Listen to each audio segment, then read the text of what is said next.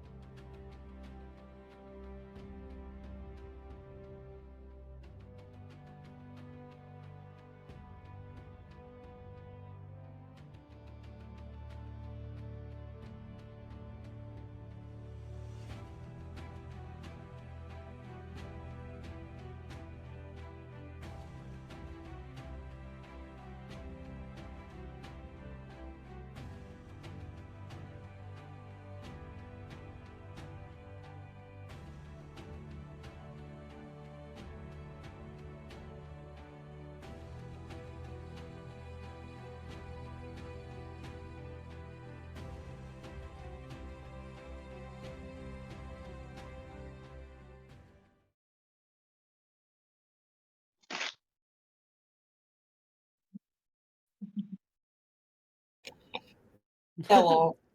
What's Oh, wait. good? Just happened. Greetings. Hi.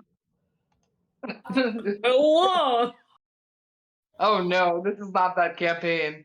No, different campaign. New campaign, who dis? Hello. All right, mine's Everyone. too. Cool.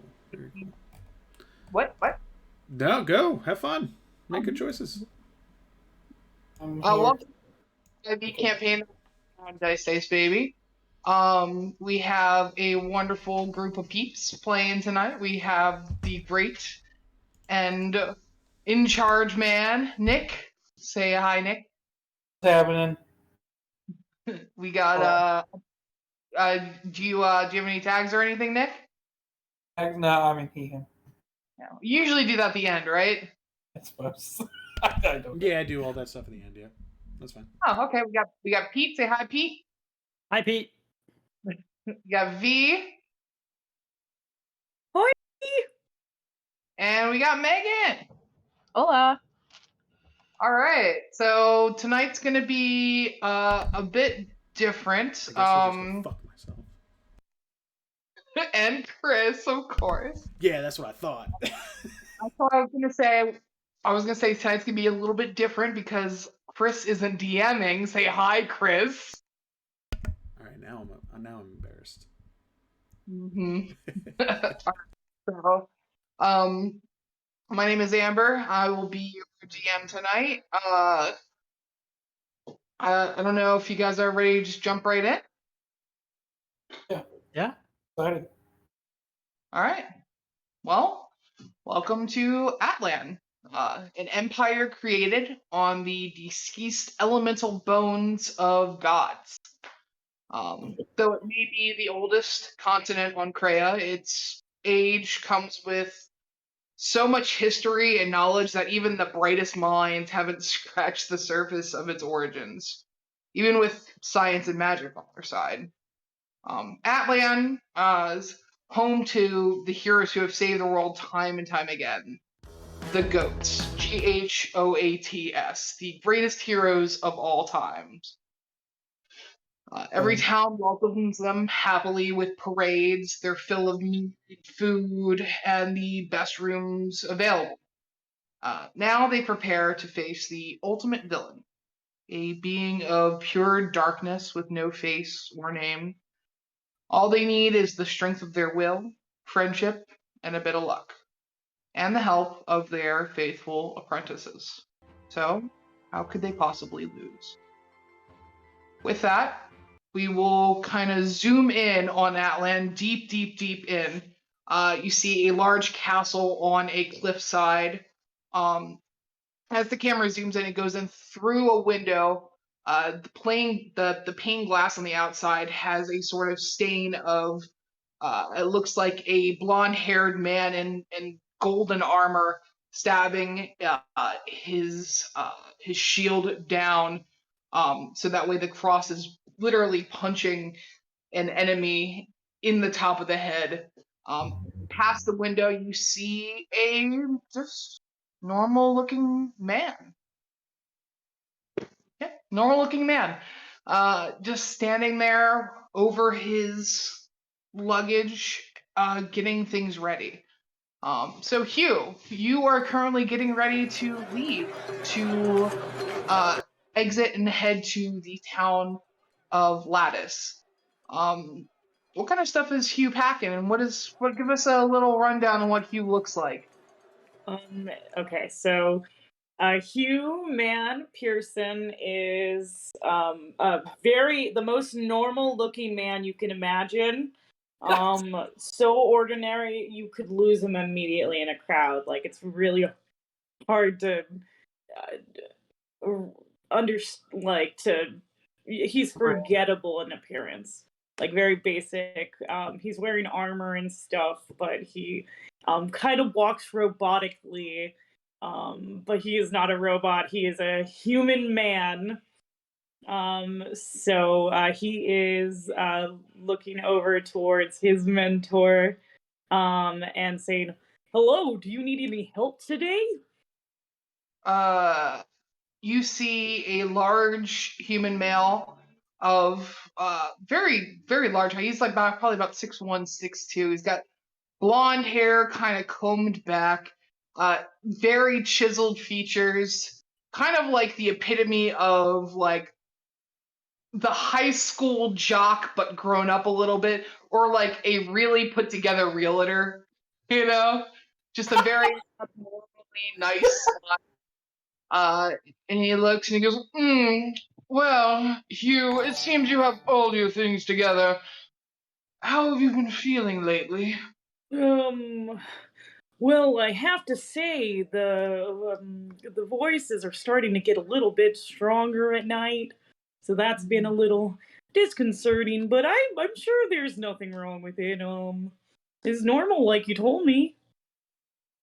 He puts his fingers to his lips like this, and he nods and like understanding what you're saying, and he goes, yes. Just make sure you follow the voices; they will lead you to your true purpose. I can feel it deep in my soul. And he holds his shield to his chest and pats it twice, excitedly. It's like, do you have everything packed? What's Sorry, I did it a little too.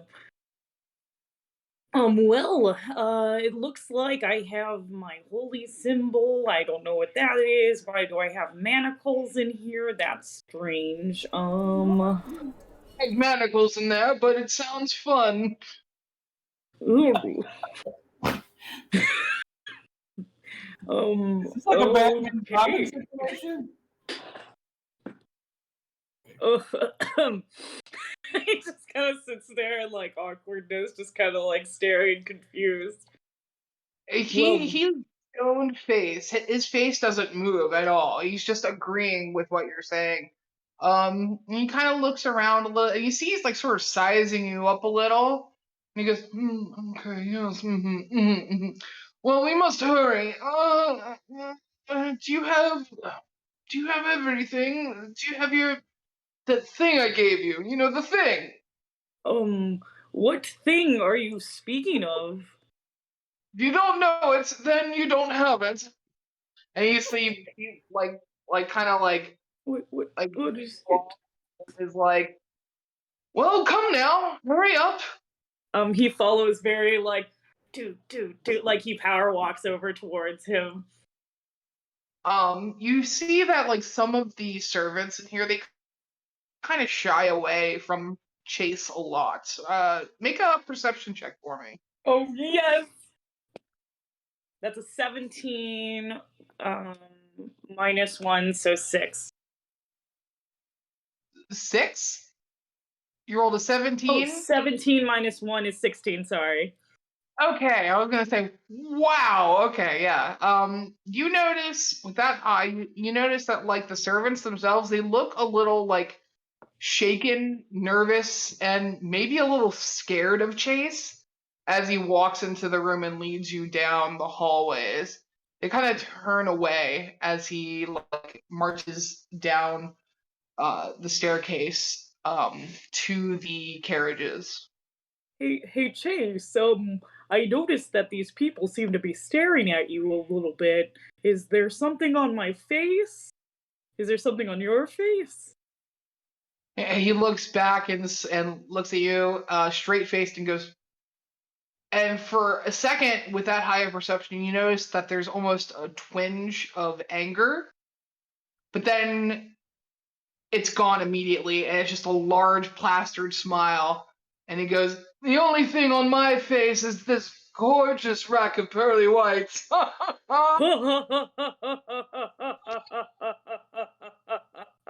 he makes his way upstairs to the carriage. Load your things in. He pats your back and says, "Oh, before we go, let me give you that thing." And he starts to say something, and you see his eyes glow a bright red. And he touches your forehead with just the tip of his blade. And you can feel your head grow hot. and then it almost begins to hurt, like almost like a passing migraine or like a brain freeze. And he goes, "Oh, there, you're good to go. You ready?" What was that? "Oh, nothing, just a little protection spell."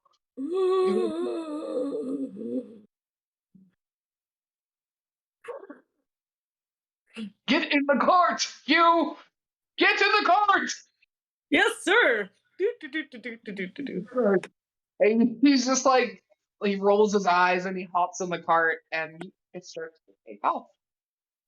Um, so, okay, next up, as it takes off in the distance, camera pans around and we zoom in on the sound of rock music starts to fill your ears, just sound of heavy beating of drums. You hear the sound of like almost like a string quartet, but with a deep grungy feel, almost like they bought one of those wah wah pedals, but they added an extra flange on it to make it growl. Um, and as you head in, you see a couple lute players, long stringy hair, cut off vests, and through it above an altar, you see an epic sort of uh, axe statue upside down. And it's really interesting, but behind it, it's almost like there is a constant party going on of everyone celebrating their god there. Um, Even further back, you see a small Kenku standing next to a man sitting on a large throne-like chair made of a variety of melted down, looks to be instruments, bits of metal, weapons, kind of sitting there pondering what to do next, as it looks like a bunch of his followers seem to be running around grabbing things and packing them up for the journey ahead. The followers, lovingly called roadies, grab cases and cases of instruments and pack them into a series of carts. And he looks over at you. So what do we see when you see your character, Pete? Well, DJ Dynamic, he is definitely helping pack things up, getting ready for this adventure, making sure that he has all of his things. And he's kind of sitting there, but like zoning out a little bit while he's packing up, kind of like not bobbing his head at some music that's going on in his head that no one else can hear. Oh, awesome. Your mentor looks down at you and smiles, a big smile. He's a fearbog, but his hair is very like it's not, it goes past his ears, and it's a deep like black. He's got a headband on, um and he's resting like his leg over the arm of the chair and leaned back, and he smiles down at you and goes, okay, hello there, brother, how's it hanging? It's hanging real good. Oh, you hear that? The Smeet would be proud. Hell yeah, brother. Motherfucker. Pinky's a horror. He looks around and goes, as soon as they got our gear all loaded up, I'll be ready to go. Now, I know you haven't met any of these other adventurers or my party before, but they're good folk. Just try not to upset the old man. He tends to get a little he tends to get a little picky about his contraptions. As long as he likes rock and roll. I like you, kid. You're the best of all of us. Feel it.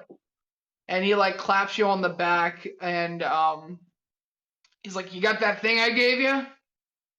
Yeah, sir, right here. And what do we see? he pulls out the oh my gosh, why am I blanking on what they're called? Javelin of lightning that he was gifted after a performance. You know, his mentor likes him a lot.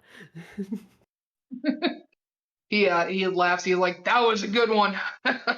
You know it's good when you see half the group fall over in their own sick. That's always the best type of performance. You know, I feel like you can. I feel like you can make a real difference. Yeah. Show them all what it's all about. And you see like this kind of glint in his eye a little. Make a perception check for me. Okay. 11. Yeah. Actually, make it insight. Is that better for you? No, it's the same. Okay. You see a glint in his eye, and it kind of looks like you never seen like someone have such a fire in their heart about music before, and that's kind of part of the reason why you wanted to follow him as a mentor. Um, but he's definitely really intense about rock. But you know what we say, make him roll. All right, let's get. And he starts to stand up, and he's a tall dude. As a fearball, he's probably a good 7 feet tall, and just very lanky. His pants are a bit torn and ragged. Not for it looks like and he just they're clean, but they're definitely torn up in places, which is he has money, but it looks cool. And he, oh my god, I just saw a cat butt. And he walks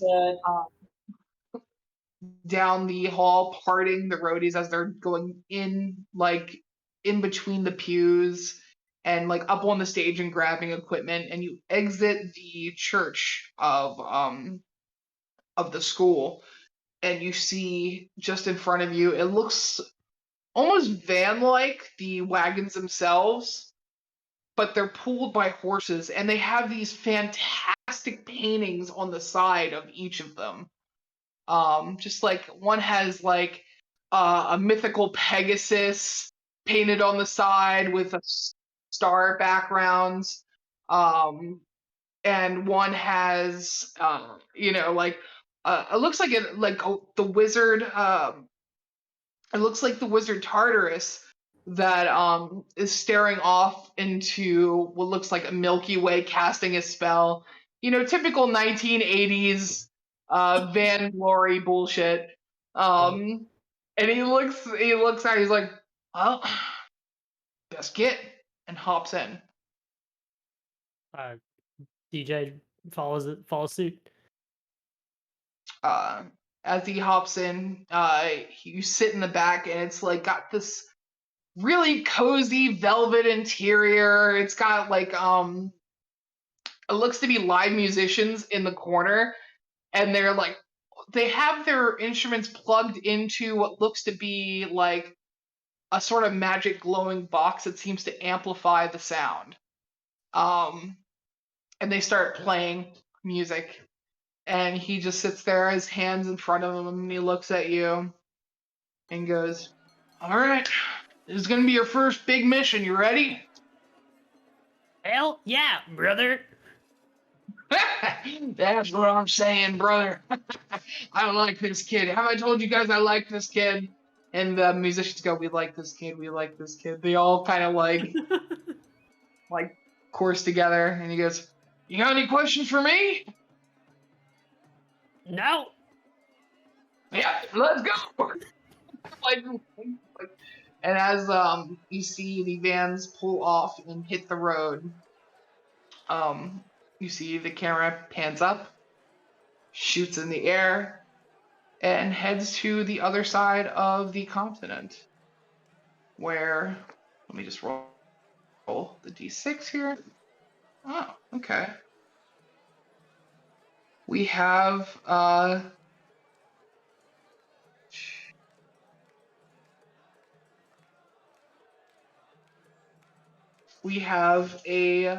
young woman, black short hair, sitting at a desk waiting for transportation to arrive. All alone, just there by herself, waiting. What do we see when we see Talia, Megan? I think you see someone who's trying to put on maybe like a confident face. Like, she's going through this, do I actually belong? Do I don't belong? Or do I not belong? And is kind of just nervous and doesn't quite know what to expect with where she's heading. But she's also very excited to make a difference. That's her whole goal, is to just be of value and to do something noteworthy. Okay. You sit there for a while, and it's almost like a bus stop sort of situation where you're sitting there and you're waiting for the local carriage to take you to the place where you're going to meet your mentor for the first time. And as you're sitting there, you see a very old human woman walk up and just plop directly next to you, almost uncomfortably close. You know, like those people, like, you have, like, usually put, like, a breathing room seat, right? She doesn't do that. She just all up in your grill and just smiling at you, toothless in her mouth, and goes, "Oh, hello." My generic old woman voice. I think Talia kind of like, hi. It like doesn't know what to say. It's just sort of weirded out and awkward. And she's like, "Oh, it's a nice day, isn't it?" Hmm? It's pretty nice, I guess. She's like making awkward conversation. She goes, "I'm going to see my grandson. I'm gonna start a new life, reinvent myself." And she seems to like kind of puff out her chest a little, like excitedly. I think Talia kind of perks up at that a little and is like, I understand wanting to start a new life. I'm gonna go train with one of the greatest superheroes of all time. Oh, which one? She kind of like looks very awkward and is just like, I don't actually know. I haven't met him yet. Secret. I can keep the secret, don't worry. And she playfully touches your shoulder, and then she realizes that's too far, and says, "Oh, really? No touching. That's just something I'm trying to get over. Old people, we have a problem with personal boundaries sometimes. At least I do." And she laughs and goes, "I'm happy for you. Just make sure you don't lose yourself along the way." She says, thank you. I appreciate your wisdom, and I hope you enjoy seeing your grandson. "Oh, thank you, dear." And she smiles widely, and she goes, "Carriage, it's come. Shall we?" And she stands up and turns her back to you, her hands clasped, and waits. Make an insight check for me.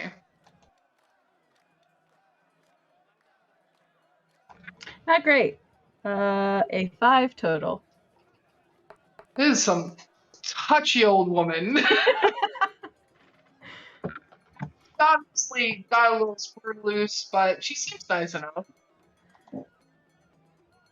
I think she's okay with it, and she's just like, all right, let's get in this cart, I guess, and go on an adventure to wherever we're going. She, ways. it's funny.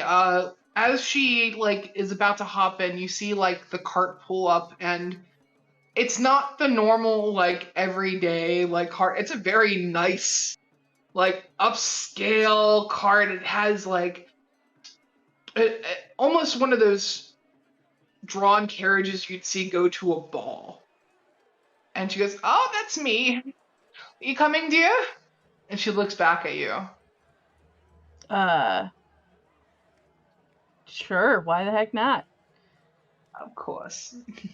Oh, I'm Valeron. Pleasure. And she bows a little and smiles. And she goes, that's right. You're looking for me, by the way. And she smiles her big toothless grin, opens the door, and gestures inside. I think Talia is like, oh, she's super nervous now and is like, hi, I'm Talia. She like awkwardly like maybe trips over her feet getting into this carriage and is just like super nervous. The old woman looks very stoic, but a genuine smile on her face, but it's very, very small, just a slight smirk. And she hops in the cab and she starts making her way. It starts rumbling down the road. She's sitting in the cab for a moment and she pulls out like one of the seats and grabs like a bottle of wine, starts pouring a glass and hands it to you and pours herself one.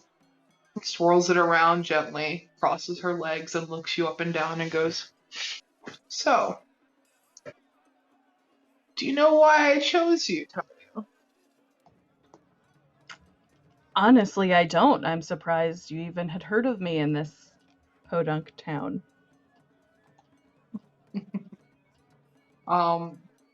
She takes a big chug of her wine and places it down. And says, "I'm in need of one of the best of the best. Not because I need you to fight, but because I need you to, it sounds so crass when I say it, to make me look good. Do you see what I'm saying? I need a fighter, but also I need a face. Just any face will do." She smiles. It goes, "Is that all right with you? I will teach you everything you could possibly need to know." Talia looks and I think she kind of maybe smirks a little bit. I'll say she doesn't because her insight was so bad that she's not going to fully understand maybe some implications and she's going to be like, I can be a good face for you. That's that. And you see her kind of like do like a finger gun, but almost like, but at like your glass of wine, you see it like start to kind of crystallize with ice, and it's a nice fresh cold. She's like, "Is that all right? Do you like it chilled or?" She takes a big sip and is like, sure. Good. All right. Well, let's go. And she says, "Now, tell me everything about you." Very large. But her head bows a little and she seems to be listening intently. And then the camera pans up. And it zooms in the air again, past some trees, goes over a ridge, almost hits a bird, crashes under the water, deep in the ocean, comes back out of the water, and it finds itself on a ship. And on this ship is a rickety cabin but it's large, and it would be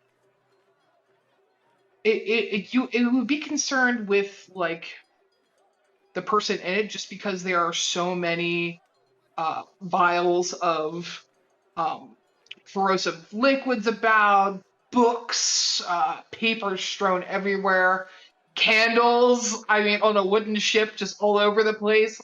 It's bad. and just like old food. And you see sitting on the bed a very old man. Long white beard, long white hair, and he seems to be tinkering on a metal contraption. What do we see when we see your character, Nick? You see like a massive, I'm talking like 7 foot tall, like adamantine and like built construct, fully robotic, no clothing at all. He's got like, you can see between the gaps in his chest, there's this swirling indigo vortex of arcane energy in there.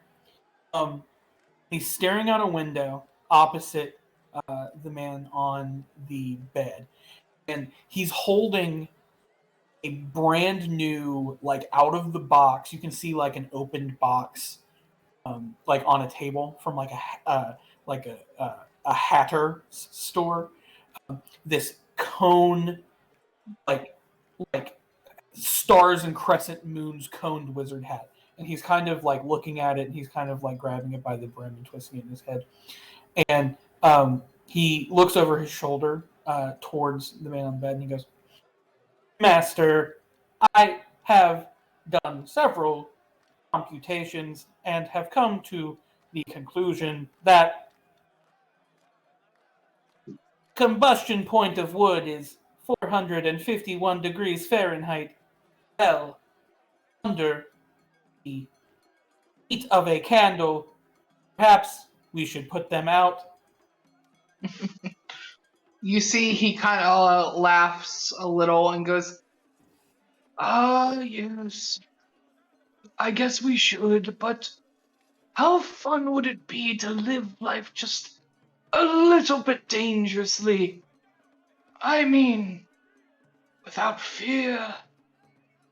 I didn't put any fear in you. That's my fault. He goes, "Well, by my computations, you have 67 days to live." He like kind of like nods knowingly and looks a little grim for a second, but then looks back at you and smiles and goes, "It's all right. I have my legacy, and there's always, at least I'll live on." I And you turn look- around, and you can see like light shines across the chest plate, and you can see like a badge. It just says TR-TR space S. And is the character's name. It's pronounced Tartarus. Oh, And he goes, and he looks at you, over at you, and is like, "You got a little." And he like starts cleaning off like a bit of like smudge and like a little bit of like sort of debris off of you from like just tuning you up previously. It's crazy like how loving he is to an automaton, that but you've never seen him treat any of his other creations this way. And he smiles brightly. He's like, I feel it. Can you feel it? The greatness in you?" And he's like peering through your eyes with like a sort of like a light spell kind of glaring at all of the little wires and stuff. you can see his like camera lens like eyes kind of focus and unfocus, and he goes, "I can feel roughly 1,600 components in my construction." 1604, I believe. Like a very like you can hear like a bzz, bzz, and then he goes and he laughs like in a crazy approximation of the wizard's voice. And he goes, You see the wizard "Excuse starts to try to match the laugh, and then he starts coughing violently. He goes, "Ah!" I grab him by like the shoulder and like the waist, and I like guide him back to sit down, and I go, "Take it easy, father." No worries, my boy. I'm okay. I just get a little seasick, you know. It's nothing. And he starts to I grab do some. not know. We have much work to do. Didn't give me gyroscopes in my inner ears.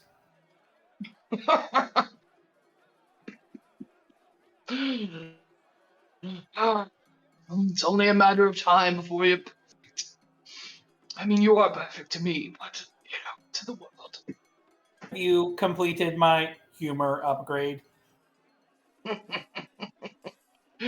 Hopefully, you'll be making them laugh with the rest of them. And you see him he's like, we'll be there soon, about a week.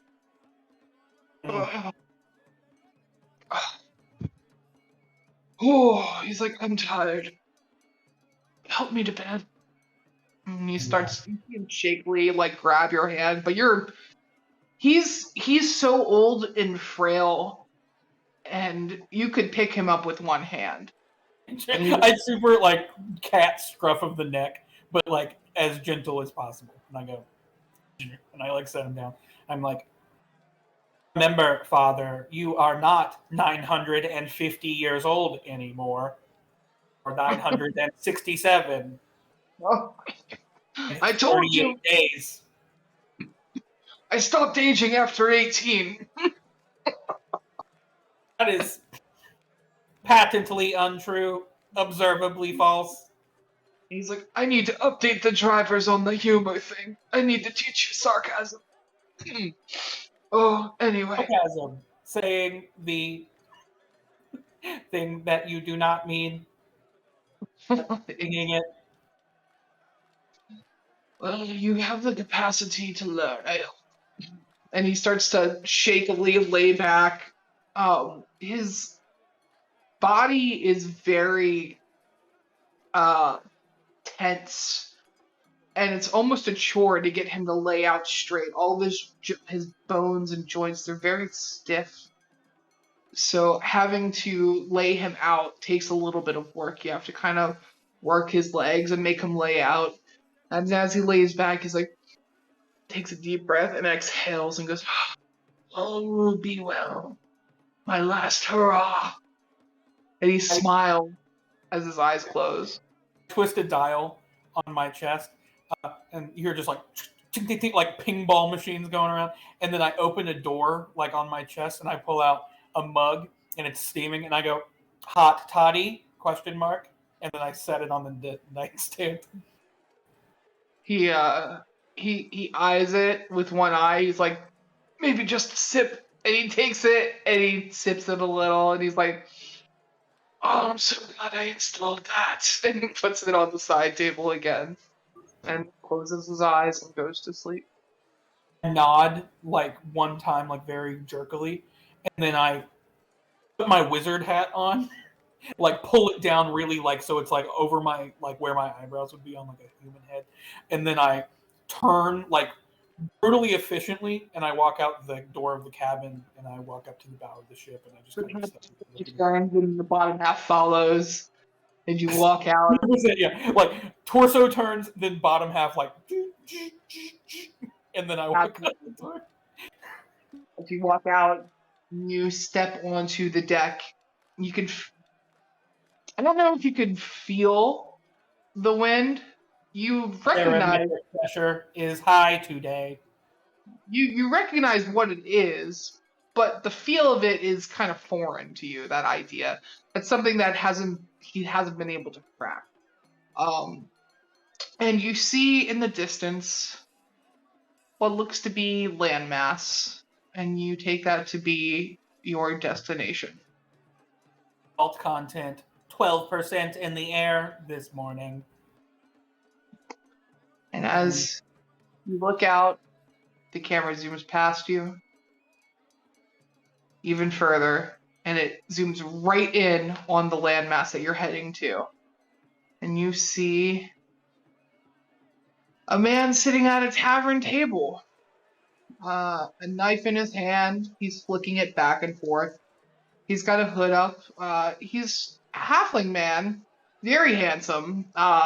Blonde, sort of beard, going up to his hair. He's got an undercut. His hood is up, and sitting next to him, is his mentee. Now, what do we see when we see your character, Chris? You see a short, not as short as the halfling man, but short, black-haired man with a slightly curly mustache, some buck teeth, and he's wearing some nicely adorned clothing. Okay. You see the man kind of pulls back his hood a little bit, and stabs the knife into the table, throws a couple gold coins on, and across from him is looks to be a half-orc man, very hardy and like, but wearing like nobleman's robes. Is like, all right, I'll bet 4 gold, and he slaps it down. And you hear your mentor go, chump change. And then he pushes forward about 15 more gold. He's like, all right, roll them. And the orc rolls a dice, and it rolls to snake eyes. And he takes the gold and slips it back off the table into his lap. He's like, well, that's a mistake on your part, love. And he pulls the dice up, and he's about to put them in his pocket. And the orc grabs his wrist as he's about to slide the dice back. He's like, wait a minute. You're cheating. I can see it. The man looks up at him and goes, if you know what's good for you, you'll let go. And with a quickness you have noticed from him just in the past couple days that you've been with him, the dagger comes from his side deep into the wrist of this orc, into the tendons, and he's twisting it back and forth. The orc is pinned to the table, and he starts screaming out, and he's like, all right, I'm gonna let this go, and you can be on your way. And fuck off. And he goes, all right, and he pulls it out, and a stream of blood pops out, and he starts running out of the tavern. He cups the gold and shovels it into his jacket. He's like, gotta drop this off on our way there, all right? Got 4 charities to hit, and then we can make it to the party. Fair. Oh, why so sad, Donald? Thought you were excited. When am I going to get to play these games? Love it. You know what? If you could beat me right now, I would let you take all the winnings I've got to distribute how you see fit. Fine. You doing Pegasus from Yu-Gi-Oh? I am doing Oh, Yugi boy. Yu-Gi boy. Okay, I'm sorry. So he pulls out the loaded die and is like, not this one, the real one, and puts it to the side and grabs a set of regular dice and is like, ready? All right. And I want you to roll a d20 and just straight luck. So 16 is what I got. Nothing added? Nope, nothing out of straight luck. So he rolls first. Just basically a set of, he rolls like 2 dice, gets like 7, 11. He wins twice over, and as he pulls out, he goes broke on the third round, and he goes, all right, see if you can do better. You roll once, pick it up. Twice, pick it up. All you need is a set of sevens to win, or a set of sixes to win, or possibly a 7. You roll it, and it hits the tip of his bar glass, bounces back, and boom, 7. You won. You see him sneer. He looks a bit annoyed, but he laughs. He's like, "Ugh, fine." And he gives you the pot and hands 2 large bags of gold that he got off that noble. He's like, well, what you want to do with it? You got about 20, 30 gold there. I guess we can distribute it. I guess. Boy, that's a good man. I knew that we had a good relationship, you and I. So he's like, I'll meet you up there.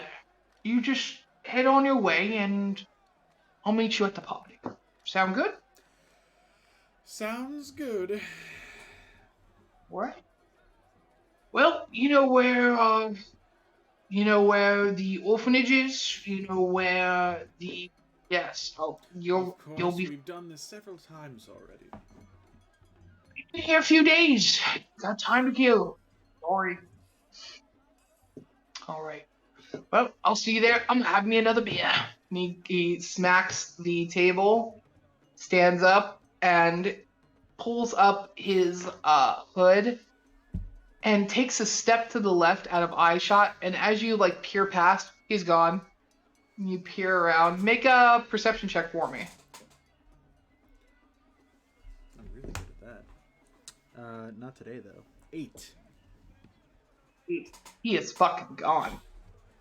No idea. But as you step out of the, as you're about to leave the tavern itself, you open the door and you look back and you see him standing behind the bar drinking a beer. Big smile on his face. So, where are you headed to, Donald O'Donnell, for the party tonight? I stop at the orphanage. I stop at the food bank. And how about the battered women's home? And I give 10 gold to each. Oh, so you get rid of all the gold. This time. Okay. All right. They give 10 gold each. They take it happily. You know, that's a good chunk of money. I mean, it's enough to keep them going for, I'd say, probably a good week or two, just for every. And they take it happily. They go, "Oh, thank you. Please tell the Greyhound of our thanks." I will. You step out, and as soon as you step out of the battered women's you step into a large pile of mud, and it coats up your boot. Being a human of such small stature, you find it kind of fill the inside of your boot a little bit. You know what I mean? Like it goes up past your ankle, in the boot, in your sock. Yep. And you shake it out, and you continue on your way, and head to the aforementioned party.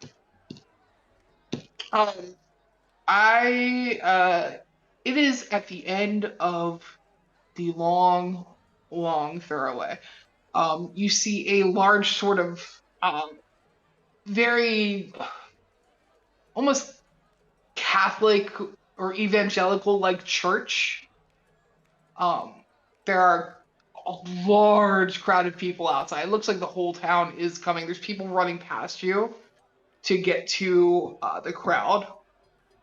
And they all seem to be holding up signs, saying, "Welcome, goats. Welcome, greatest heroes of all time. Welcome," I love the Greyhound. There's people in cosplay, people just hype for the best heroes. You see a large podium standing in front of the church itself, and in the distance, you see a tall mountain with a large circling black cloud above it. And as you push your way through the crowd and enter in the church, you see, probably for the first time, all in one place, them, the heroes, standing around in an echoey room filled with their own apprentices, along with their followers cleaning things up. You see some of them putting makeup on them to prepare for the like almost like a showing. You see like the mayor of the town bullying some people around, like, "Hey, buddy, go ahead and put that right in the front there." Okay, yeah, exactly. I need the crate in front of the podium so I don't look as small as I seem, okay?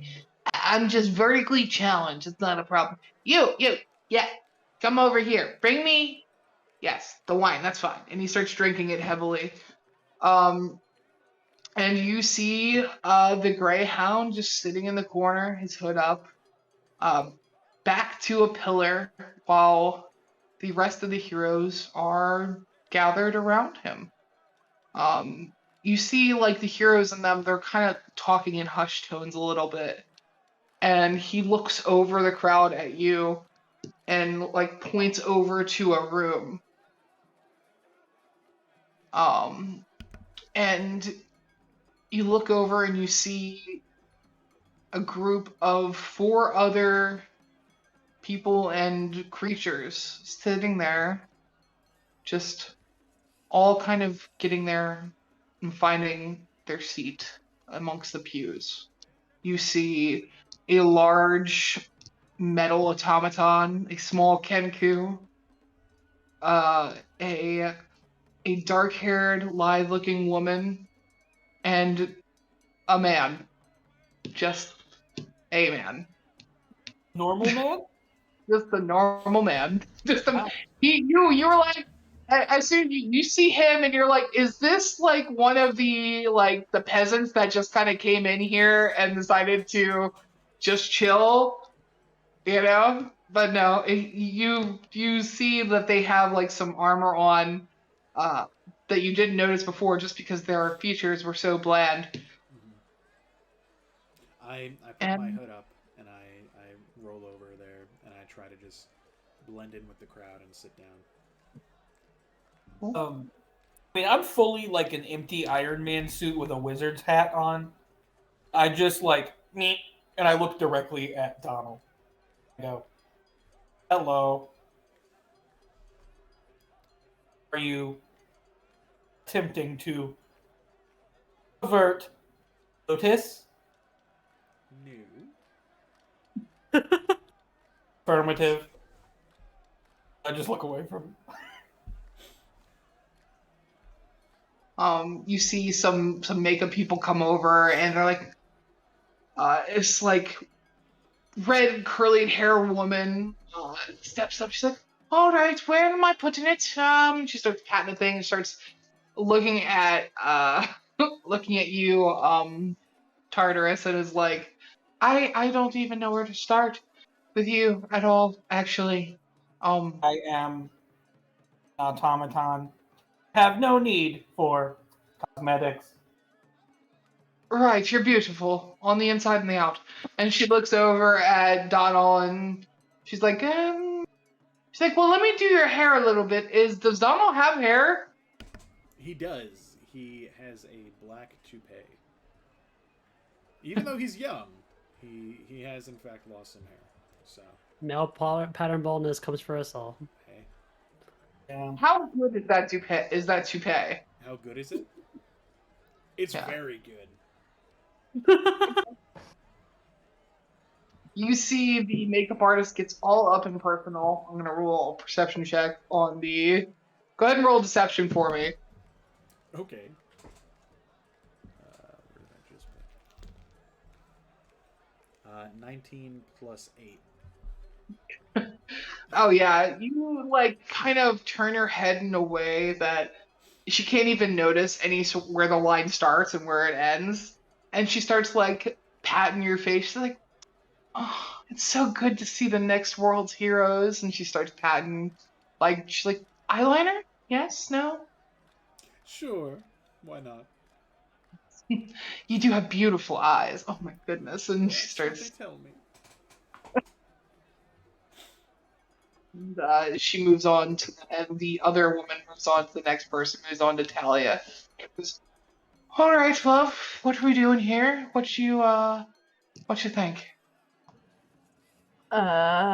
She just is sort of like, I don't know. She's like, you're the expert, right? She's like panicking a little bit. Oh goodness. Okay, just take deep breaths. It's fine. No one's here. Just stretch you out. Just gonna make you look. It's gonna bring out your best features.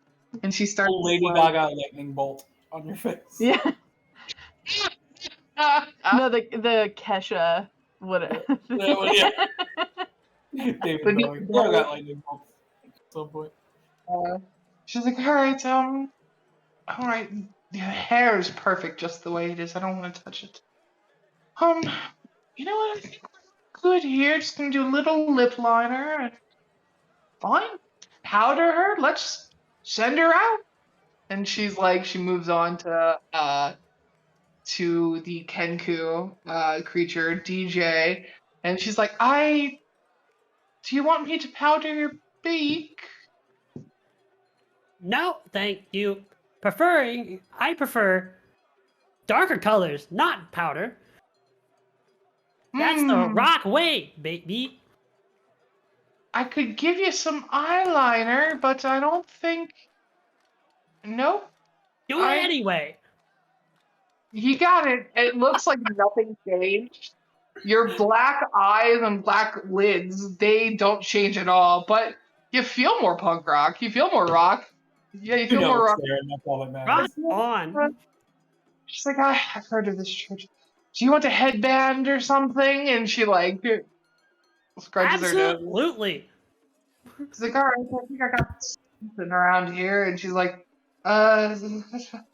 purple, green, or yellow? Yellow. Yellow it is. And she ties it around your head and gives a tight little pull. And she's like, looks pretty badass to me. All right. And she looks over at you. She looks over at Hugh and goes, you? Hello. You work here, right? You know, I work with Chase Danger. This is for apprentices. You're an apprentice. Yes? Why wouldn't I be? Make a persuasion check. Okay, I got 6 plus 5. We got a fanboy. Can someone please? Chase Danger, please. Chase looks back and walks over. He's like, I understand. He gets it all the time. Just please leave him be. He's with me. And she looks at you and looks at Chase and looks back at you and looks at him and goes, really? And he's like, yes, of course. This young man is my ward. Okay, all right, well, he looks fine. I'm gonna go now. Please stop doing that. Okay. What? Doing what? She smacks you all in the face twice with powder and walks away. Oh, Chase hangs his head, shakes it, and walks back over to the. smearing it, just like it's like burning, like oh it burns. With that, you see the heroes look back at you guys and walk over as a group. Um, they smile at you. It's weird seeing them all together and just very just varying races and heights and ages. It's really strange to see like an adventuring party. Especially in this world, the adventuring parties are usually very uh, they don't last long, but when they do, they become very well known. Um, and you can see kind of like the wear and tear of the life on them, and you see them kind of change a little and straighten up their backs and go. And the old wizard steps forward and goes, "All right, well, we should get going." uh, Todd Ferris, could you pick me up? I'm tired. I walk up and I do like a full like papoose, like flip him around, hold him like in front of my chest. Very good. Also, just one second. And he like presses like a button on like your forearm, and a little like sort of like bookshelf pops out. Hell yeah, amazing. Yeah, and he like, reads the book and he starts reading it as you begin to walk out. And as the double doors open, let's take a break because I gotta pee. Hey, hell yeah. All right. Good to me. We will be right back.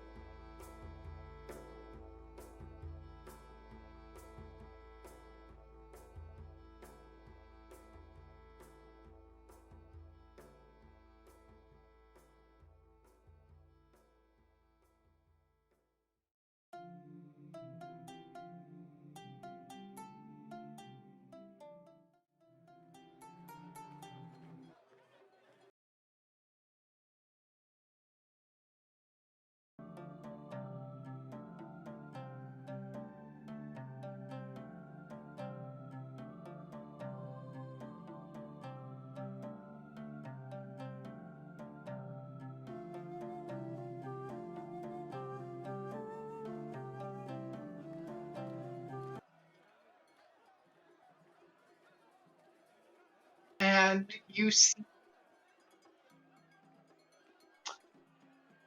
Welcome back, everyone. The door opens, and you look out to see thousands of people swarming the streets. Just in bits of confetti flying through the air. You see kids on parents' shoulders. You start hearing, "We believe in you. You can do it!" Yeah! And you see large banners hoisted up. And at the top of the staircase is a podium, and standing there is the mayor. He's got a large bald cap, a big firm like smile plastered on his face. It looks very fake. And he starts waving at everyone and goes, "Oh, welcome the greatest heroes of all time, the GOATs!" And he gestures to the heroes, and you guys are kind of behind them, slightly to the left, and you hear the crowd clapping away. And he goes, "Now we know they're about to head off for the most important journey that anyone could ever have, as you can see." And you see he looks over at the mountain with the swirling black smoke above it and goes, "But we're here to offer them all our prayers and our hopes and our well wishes and our to-dos, and when they come back, we'll welcome them with the biggest party Atlan has ever seen." The crowd cheers again, and some music starts to swell, and you look over the crowd, and you can see large sort of rock-like stages start popping up behind them, and you can see DJ just a group of drums and like music being played out through the actual creations of magic boxes, amplifying the sound as they start to make their way into the floats built for them. As you guys are walking through the crowd, they're parting the way. All the guards are making way for you to the actual floats themselves. You see their float has like thrones up on them, and behind each one is a representation of each hero. And as they start to step on the float, you guys start to try and follow them up, and right in front of you are a set of guards. And one goes, "Apprentices, go back there to the second float." No, actually, we belong here. Tartarus is already walking towards the second float. You see the guard looks back at them. He's like, 1, 2, 3, 4. "Pretty sure there's only 5 heroes, mate." Tartarus is on the second float. I think As you- Talia I think she also is kind of just like, "Oh," and goes on to the second float. Like, this is my spot. You That's head what to Talia is like. it's a cart. Make It's a your- rickety ass cart that just follows the float. I am Tartarus. Fantastic to make your acquaintance. Talia's like, "Hi." Hello. Nice to meet you. Maybe You I look think like she's how I feel. What? I think Talia's startled, like, "Whoa, who's this guy?" Like, it's I human. go up to Tartarus and I say, "You look like how I feel inside." I do not know how to take that.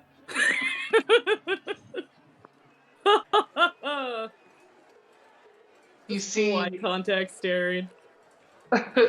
you see at the float, the guard is still. Sorry, 1 second. Yeah. Oh. The guard is staring at you, Donald, kind of down at you, but just because of your stature, and kind of like laughs a little and goes, "Go on, follow them." Fine. I'm fine. Anyway, it is 3.145789. He's just like repeating pi there. Fucking 5. No one cares. And the guard looks at DJ. I'm gonna go over there, DJ Dynamic, and then walks over to the crowd, the cart, with everybody else. You just state your name at the end of sentences. Sometimes you gotta make a statement. To, I wholeheartedly agree with you. You're cool, robot guy. Have an arcane battery. Powers my functions. The float starts. I couldn't. What am I supposed to say? Do I have an arcade battery that powers my functions? As you, It's like, in silence, hoping the crowd will kind of overwhelm that awkward tidbit. And you continue on, and you think it'll cover it doesn't, because he's staring right at you, and the cart is very small, and you guys are very compact. Projections indicate that my arcane heart will sustain me for 6 eons. Yeah. Question mark. Talia looks at him and is like, how long will my heart sustain me? He looks at you for like too long, and then he goes, 38 years. She's like, oh, okay. Let's play a game. Yeah. How about me, Sunny? D? But what race is your character? Again, I'm human. I'm very human, and I just smile like. Did you have to ask what race Hugh-Man Pearson is? 28 years. That is Hey. human Pearson. You go ahead and make an insight check for me,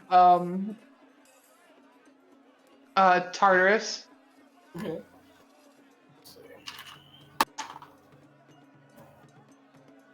Not great. Let's see. Insight is. I just got an 8. It's an 8. Yes. This is the most human person that has ever lived, and they will live to the exact amount of years that a human person should live. That's why I said 78. Exactly. So it matched perfectly. Average lifespan of a human. 28 years. Can I add more to that? He looks at you again for too long and just goes, No? Okay. like, walks. No!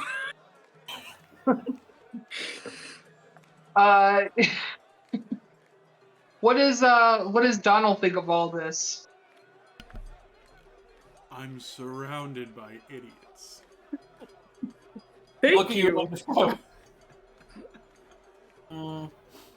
What is an I can idiot? quote pi to 6,000 places.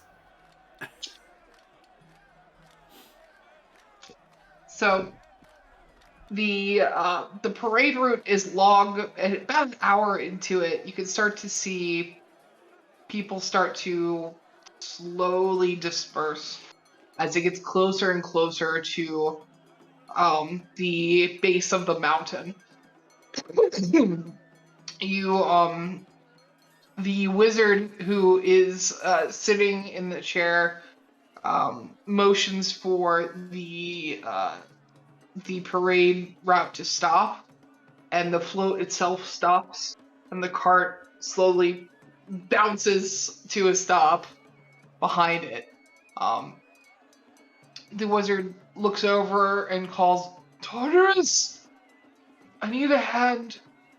And waits for you to run over and help him up and lift him in your baby Bjorn.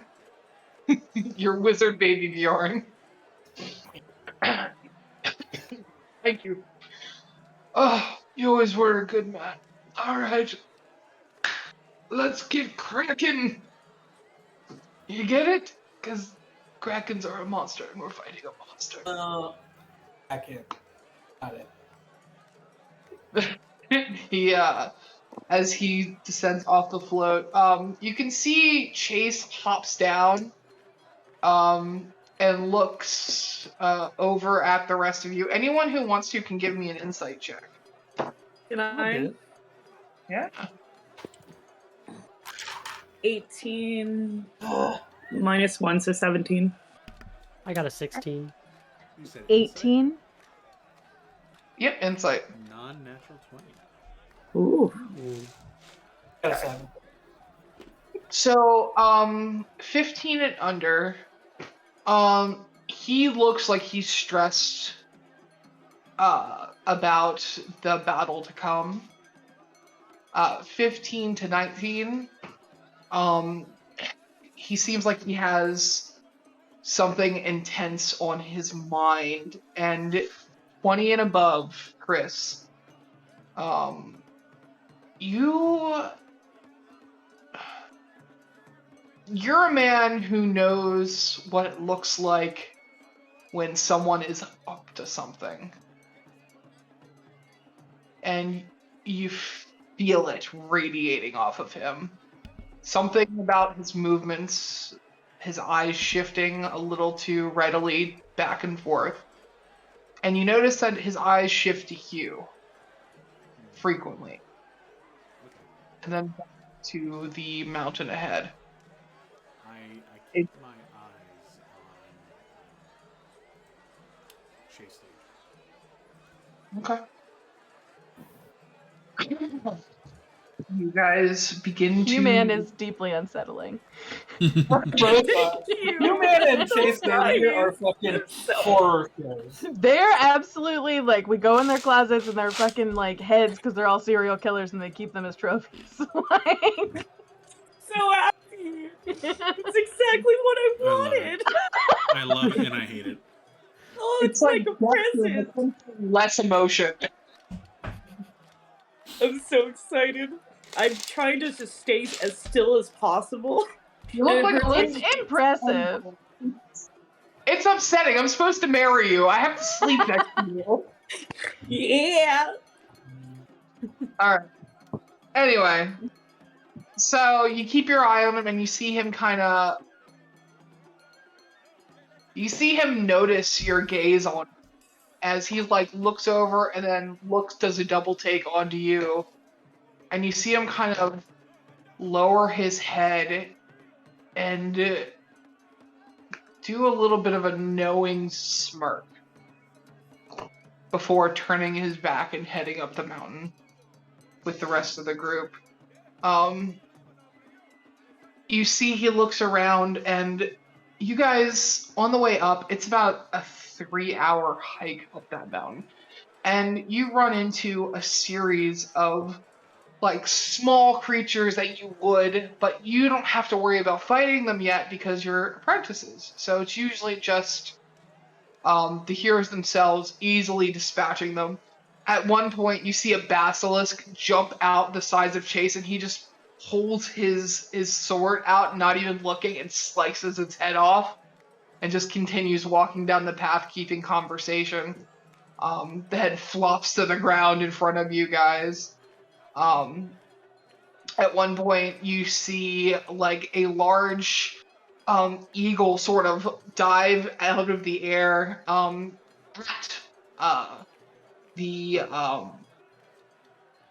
at the old monkish woman, Valerian, and you see her just peer up, do a backflip, and while backflipping, kick the eagle in the face, and then grabbing it and slamming it on the ground. And then she just stands up, she goes, "Oh, my back. It doesn't get easier, does it?"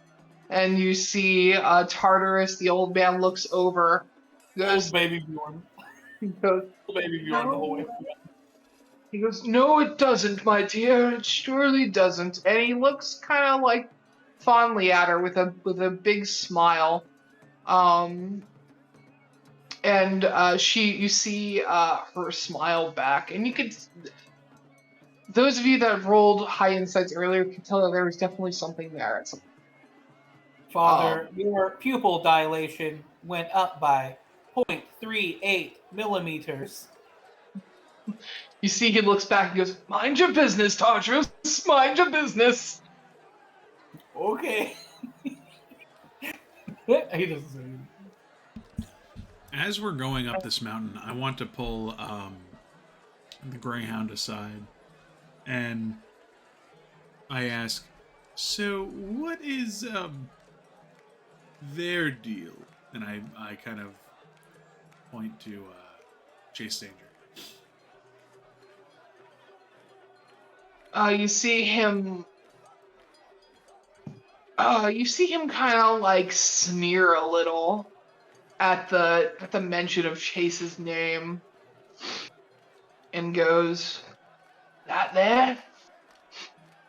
That's a man that will put up a front just to get whatever he wants." What an allegory. Forbidden. No. He's not exactly known for being upfront with people. We had a couple hirelings before, but they just... One day he went out on a trek with them, never came back. It happened 3 or 4 times with different hirelings. I feel like that tracks. That makes sense to me. I don't know why. I've always gotten a weird vibe off him, but, Valerian and, and Tartarus, they always had a soft spot for him for some reason. He came on about, I don't know, he scratches his head, when he was young, almost like a teenager. But he does good work. He kills what we need killing, and he's a pillar of his community. I don't trust him. Hey, he does good work in the churches, and he spreads the gospel of his God, and does what he's supposed to do. And Nothing no, I don't more. fuck. Say what? I said, and nothing more. And nothing more. And I don't fucking trust him either. So, just, if he asks you to go anywhere with him alone, I wouldn't. Me either.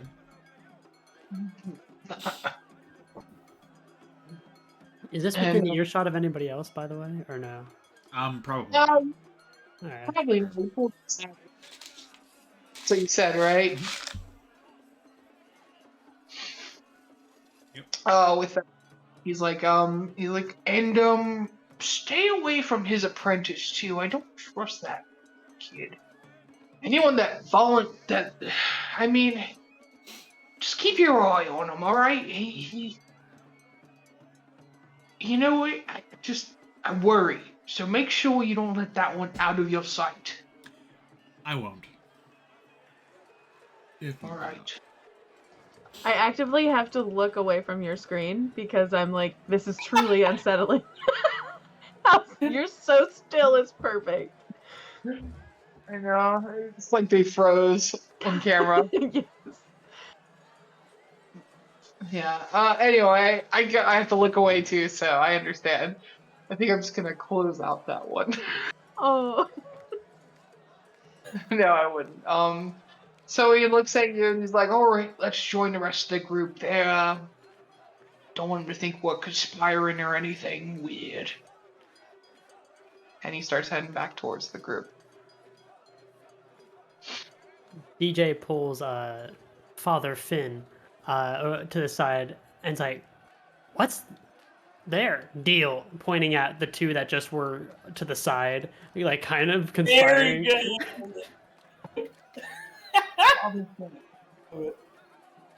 Should we just do a round robin of what's their deal? Seriously. Round robin, what's their deal? And Artemis are just like reading while being carried. It's like they have no deal.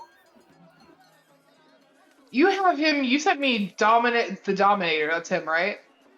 Sorry, yeah, I think I sent the wrong name. His name is Dewey Finn. Dewey Finn. Okay, got it. His hero nickname. I don't know if you wanted a hero nickname. Is like Dewey Dominator, or something like that. Oh, that's cool.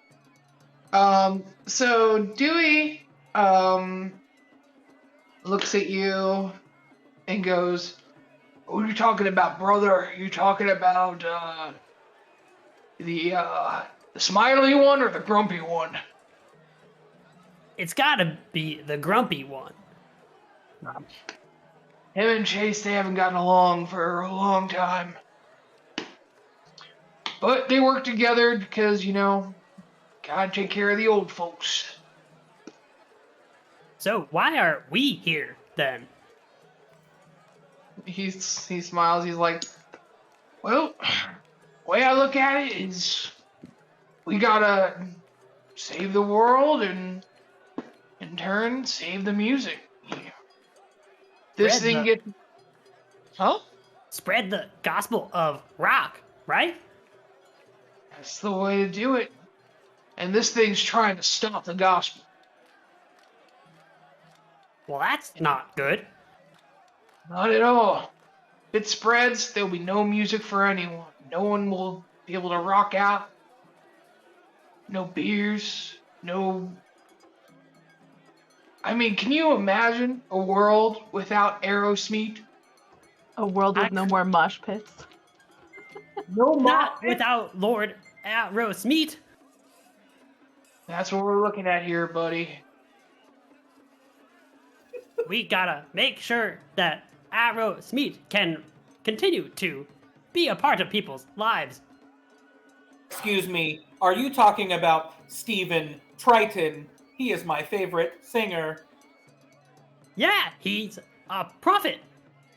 He has quite a large mouth. Yeah, Some say you can see the stairway to heaven through that mouth. That's not an Aerosmith song. It is not.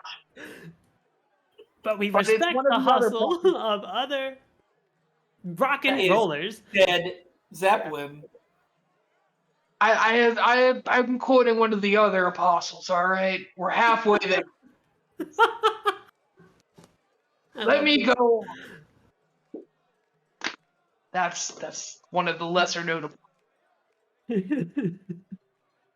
Anyway, why are you listening to my conversation?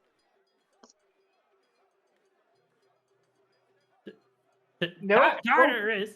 Oh, I have dynamic microphone ears. In Wow, fact, I think he's heard everything that's been said. This fucking robot. that's crazy. I think your thing like froze up for me while you were saying that, so it kind of looked like you were talking like a robot too. It was pretty awesome. I've been doing a robot voice the whole Yeah. time. You have, Yeah, I think he's got like crazy ears because he's a robot. Like microphone ears. Sure. You hear Tartarus because you're holding him look up and go, "Ah, yes, the dynamic hearing of me from my youth. I'm glad that you can hear so well, almost as well as me." Oh.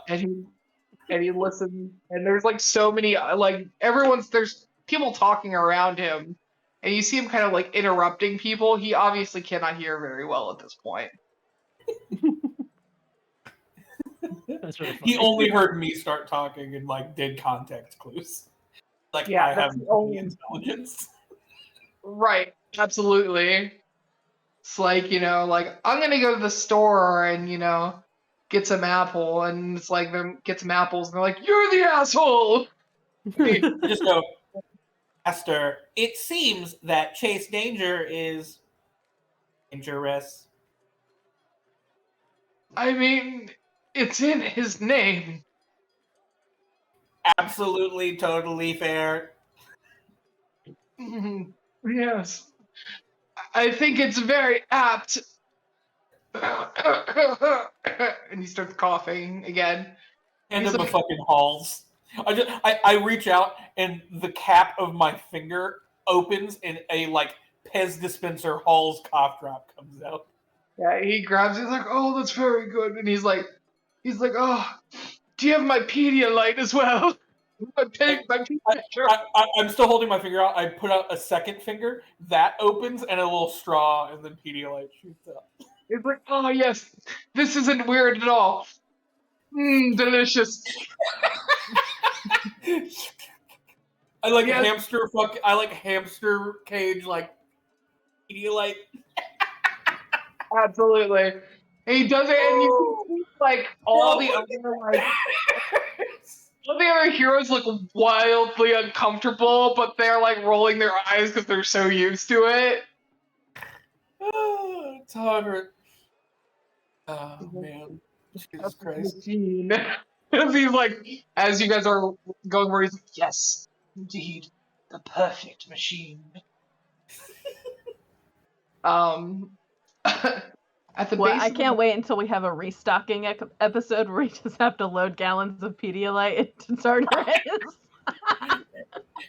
It is what Yes. lubricates my joints. Oh, good. You have my Vaseline. I'll take that next. My lips Third are feeling. finger Vaseline Oh, just like globs out. Yeah. It's more the folds too. You know, it gets dry in the folds. It's gross, Jesus Christ. You can't laugh. You Full are. disclosure, I didn't picture him like very old. I just pictured him like, on the downward slope. I love the decision to make him fucking decrepit. I fucking Yeah. love it. He is basically dead. Ew, and his old man saggy skin is so flappy he needs to put Vaseline. I can't. You see him like smile big up at you, and he looks at you very lovingly, which you can gather through an algorithm what love is, because he's put that in there. You know what it is. Mother, why did you program me to love? Because I am also cruel, and you cannot know life without love, because then it's not worth living. Do And not get me started about that toaster oven. he goes, that makes sense. And he starts to like, you see him kind of lose a bit of lucidity a bit. And he's like, never mind. Onward, daughters, onward. So fast. I'm sprinting. He's in a papoose. His legs are like streaming out behind me, just like full boneless. Just like... Talia, you are kind of trailing the group a little bit, and you see Valeron kind of slow down her pace and match yours, her hands behind her back, and she's smiling at you. She's like, it's beautiful, isn't it? She said it is, or she says, it's quite beautiful here. I'm a little suspicious of some of these characters. Well, everyone has their things, and everyone is the hero of their own story. So, what's the deal with the man and his robot? Because I feel like there's some shit that happens there that we can't talk about. Oh, it's a little weird, but I just let it go. He's really quite a sweet man. It's just everyone has their thing, I guess. I turn around and I'm like, say father-son relationship, nothing weird.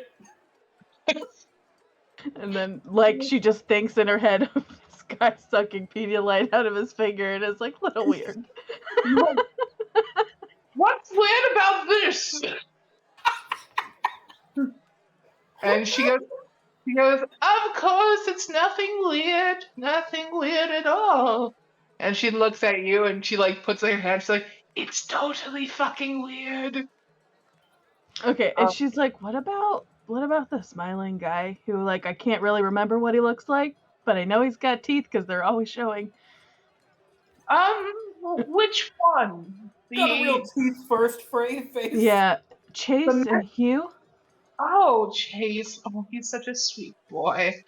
A young man, just in his prime. And his mentee is... He's a man.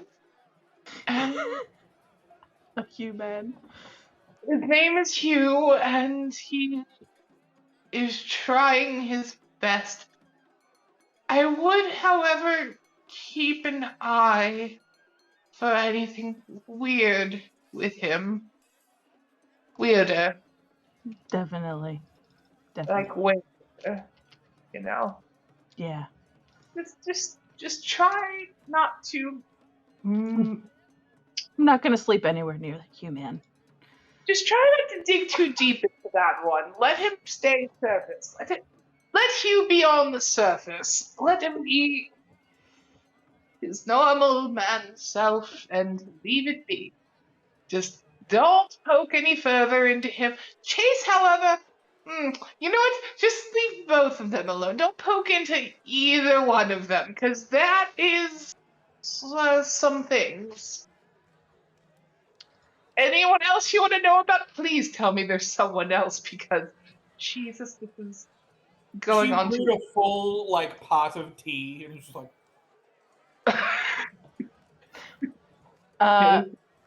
I think what happened to the other groups of people that "That's 'cause have she banged Tartarus, like the original Tartarus, not me." What do you Oh. mean?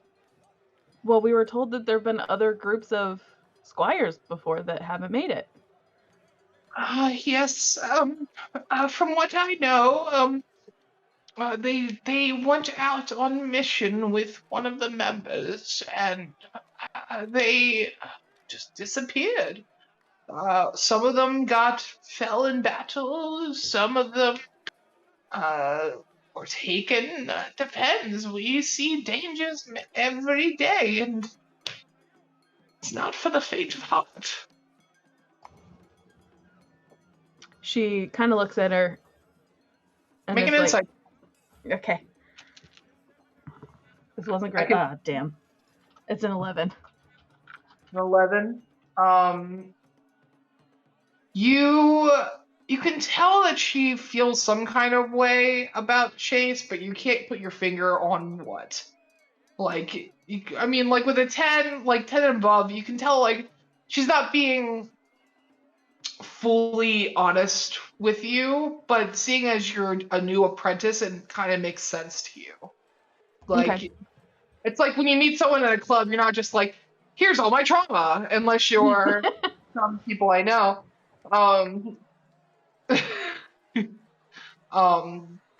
You know, so you can tell that she's holding something back, but you're not sure what. With that insight, though, you probably guess it wouldn't be best to push, but you can if you want to. I don't think she'll push. I think for the most part, Talia is just like really watching everybody and how they behave. Okay. You do see the usual things. You see like kind of like sneaking glances. You do see like there is a camaraderie among this party, but it seems a bit broken. With the exception of Valeron and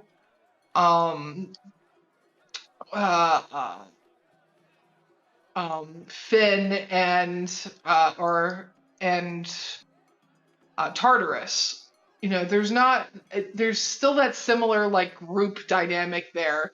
They're telling jokes, they're laughing.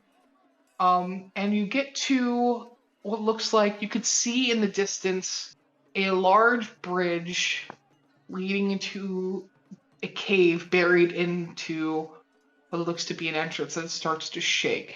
The ground starts to rumble, and you see the black smoky ring above the mountain begin to grow, and in the center it begins to clear and show nothing but blue sky. And then the blue sky begins to fade, and they go, and you see you see Chase Danger looks back and goes, "Oh yes, we need to hurry. It's gonna. Oh God, he's gonna take over any moment. All right, we need to keep any creatures from escaping this area." Are you okay? You see Chase sort of like, go ahead and make an insight check for me. Okay. 13 minus 1, so 12. You see him kind of shiver a little bit. He looks a little scared. And he's like, doesn't matter. And he faces all of you and goes, "All right, we've discussed this and we've decided that you all will stay down here and make sure none of these entities escape. They can take any form. There is a farm just outside of the cave. And if any of you ever, decide to be heroes one day, you would do your best to save innocent lives. Keep an eye out, and we will be back." And they start to turn away. Tartarus looks at you and goes, "Keep them safe." I look at him. I do like one quick jerky nod, and then I touch a button on my temple and cast Mage Armor. It's just like a shimmery force field, and I'm like, affirmative. You see, like, almost like a little bit of a tear form in his eye, because this is like your first big mission, And he's like, he nods, and he's like, "All right, uppies," and he goes like this to Chase Danger, and Chase Danger goes, "Huh," and puts him on his shoulders and walks off. So good. My 967-year-old wizard dad. Tartarus is beautiful, both in his wizard form and his robot form, yeah. The good Reverend Finn gets down on one knee with you, DJ, so that way he's eye to eye with you because he's so tall. And he goes, "All right, you're ready? Hell yeah, brother. Ready to kick some ass? Yeah." And he Hell puts up, yeah. "Yeah, oh yeah, brother, hell yeah." He's What like, hell yeah, brother was the only thing that you said. That's like words that he knows. Any context, hell yeah, brother kind of works. I was like, Oh, hell brother. yeah, brother. It's like, "Oh, what's I love wrong, this man?" dude." Yeah, brother. And he goes, he claps him on the shoulder and goes, "Yeah, time to save rock and roll." And Hell yeah, brother. he goes, "Hell yeah, brother!" It's like crying, like full crying. Like it's the most beautiful thing he's ever heard. And as he walks away, he throws the horns in the air high above his head, and he pulls out an axe and shing to the side as he walks up the mountain behind the rest of the group. Is it an axe like an axe or a guitar like an axe?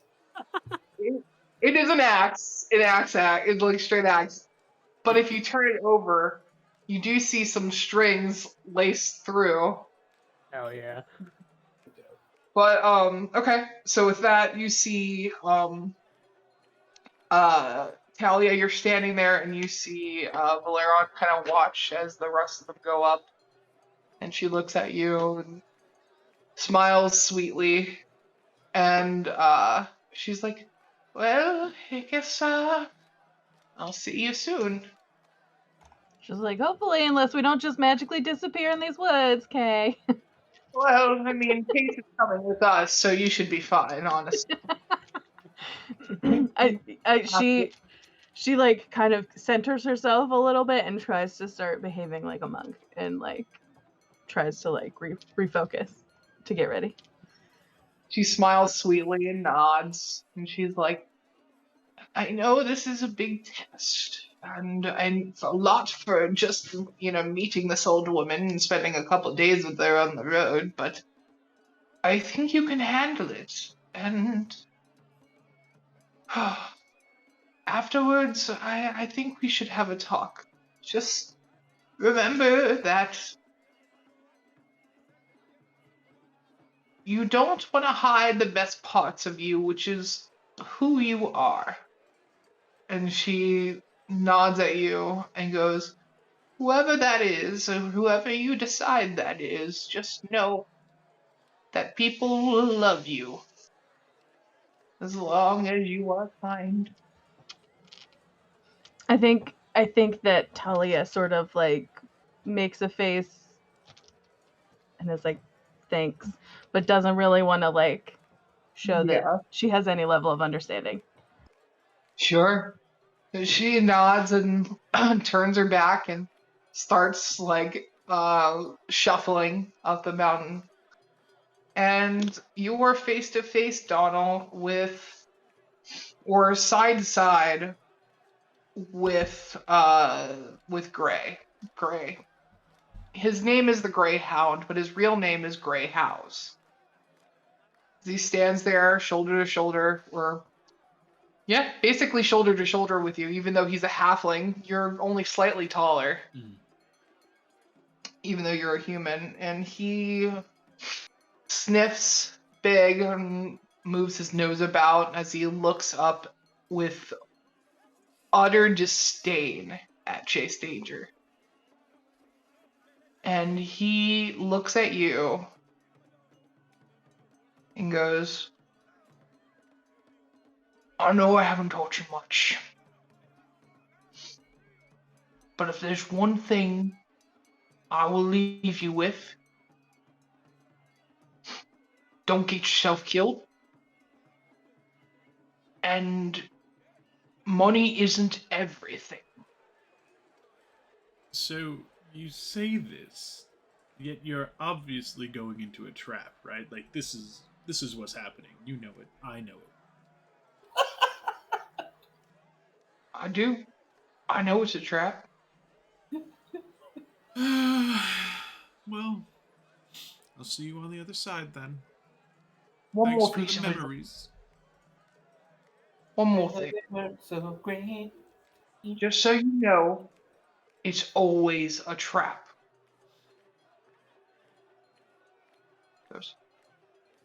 I'm back though. If anyone's gonna get out alive, it's gonna be me. And he smiles big and heads up the mountain. You guys are all standing at the edge, and you see the farmer way down the way, probably good, like 150 feet away, just kind of doing his thing. And you guys are left alone, just scouting the area, keeping an eye out for anything nefarious. Arteris looks at Talia and goes, so, you think our masters populated? Oh, they did the nasty for sure. For sure they did. Yeah, I picked up that whole vibe also with my vibe sensors. Talia looks at him and is like, are you jealous? I mean, Because of you and your dad doing the nasty, right?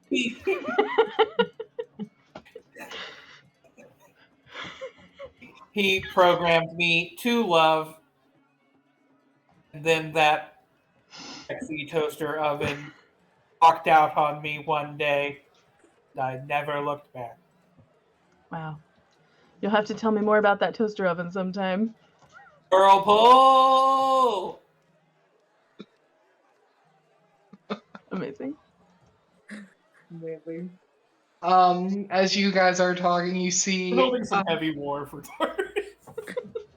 DJ. You watch this robot man yells out to the ether for what could have been with the toaster, and your gaze is drawn to Hugh Man standing next to you with that same face they've had the entire time that you've been near them.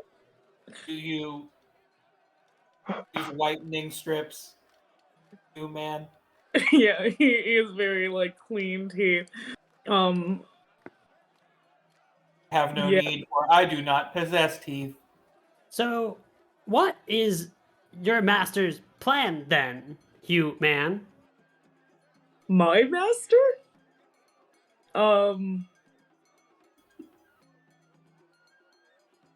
Instead of teeth, I have diamond-coated drill bits. There's Someone was no asking. plan. Do you trust your master? Oh wow, that's a loaded question right off I the know we gate. just met, and you don't know us like that. Do Talia you? has some boundary issues, just throwing that out there. that,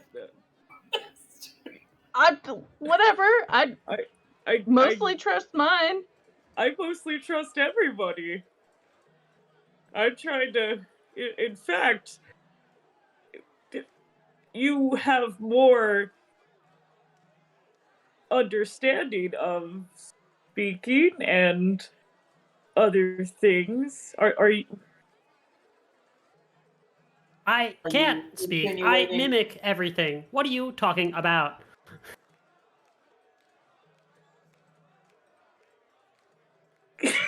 like Insinuating you don't know how to speak. I'm speaking right now in a dulcet tone, like Chase Danger told me. Chase Danger had to teach you how to speak? Well, I think all of your mentors taught me how to speak. Carter's just fucking like his eyeballs just go. "Zzz."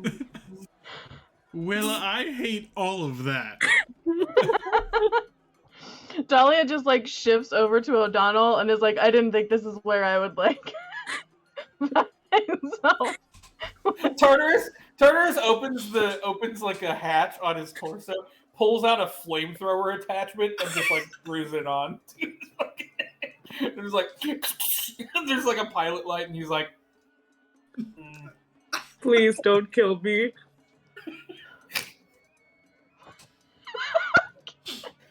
I don't even know how to. I don't know how. I don't know how to. truly not doing our jobs either. We've just like stop. We're like, what's your deal? You see like the farmers like looking at you guys from like down the way, like, you coming? Let's And just then they, let's just go. Let's just go. We'll figure this out in the next episode. We'll figure it out. Sure. I follow Donald, and I'm like, Yeah. DJ shouts at the farmer, "Have you heard of the School of Rock?" As you say that, right in front of you, you see a large boulder crash in the ground and make a large crater. You guys all stand there for a second, kind of like awestruck by this giant boulder that could have crushed all of you if you would have just taken a few steps further. And then you feel a rumble in the ground.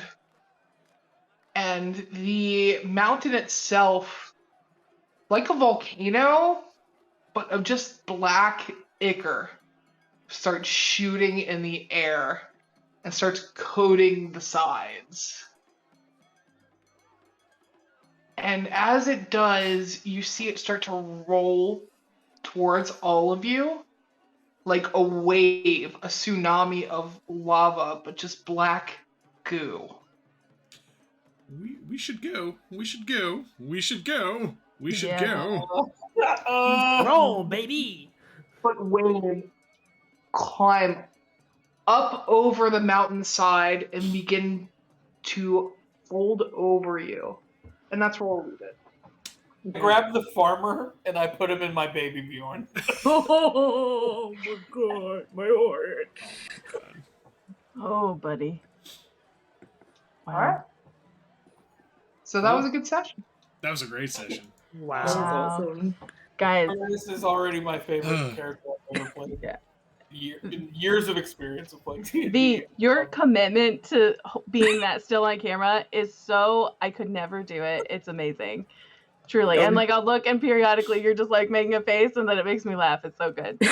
I'm so glad. Newman Pearson is a haunting visage. I'm so excited. I've been planning this for so long. I was gonna do it for the monsters and masterminds and mutants and masterminds. Mutants and Masterminds. There we go. Oh, but I think it goes well with this one too. This is fantastic. I love your guys' characters too. Oh my gosh, TRTRS. It is my mentor. So I just imagine him holding him like a baby and then like feeding him with his fingy. Oh, that absolutely happens. That is canon now. He's literally fucking Iron Man with a wizard hat. He's just like, Why is he naked? I love that. oh, he's Iron Man. All your functions, like. Just like all of my fucking like, I'm gonna have to like write down all of the like crazy fucking like hidden compartments and like tools and bullshit. I think that you should just leave it and just magically be like, nope, there's this compartment you didn't see. It And was I'm this always thing like, that doesn't seamless. matter. He's like Inspector Gadget. Yeah. Yeah. Absolutely. Oh god. I'm so excited for everyone's characters. Oh my god, Donald. Well, I hate that. Oh, I hate that. Donald's fantastic. Pegasus from Yu-Gi-Oh. Yeah. Yugi boy. Oh man. Oh my God. Everyone's great. I hope you guys had fun. I hope the vignettes weren't like took up too much time. No. I know No, perfect. It was perfect. that I'm gonna leave my well, it depends on what happens. I guess we'll see. You know? Don't kill my little level 1 squishy. So, Dun, dun, dun. for next week, we'll go ahead and do Dune, and I'll rejoin Megan and Peter with whatever fucking things they created. I'm hearing it's something. I haven't watched the VOD yet, but we'll see. Dark House. And then the next week, do we want to do this again? Yeah. Sure. Okay. Yeah. And then we'll figure out the future. I know we have some TikTok guests coming on for some one-shot wonders. I'll probably have those on off days, so we don't have them on our main Monday. But yeah, if any of you guys are watching, I'll reach out to you within the next couple weeks, and we'll do that shit. So, Amber, you can take us out. All right, nerds. It was fun. Now we're done. Oh, yeah. Later. Later. Bye. Bye. Bye.